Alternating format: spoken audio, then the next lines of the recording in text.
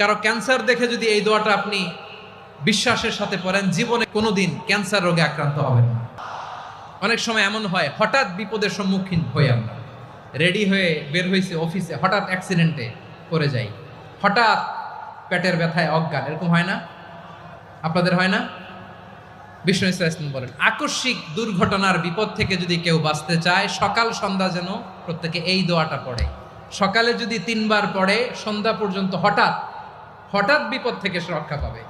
Two be protected from sudden calamity, sudden disaster, sudden calamity, হঠাৎ বিপদ, হঠাৎ ভয়ঙ্কর কোন আকস্মিক বিপদ থেকে আল্লাহ বাঁচায় দিবে। সকালে পড়লে সন্ধ্যা পর্যন্ত প্রোটেক্টেড, সন্ধ্যাবেলায় যদি 3 বার পরে সকাল পর্যন্ত প্রোটেক্টেড। সুবহানাল্লাহ পড়ে।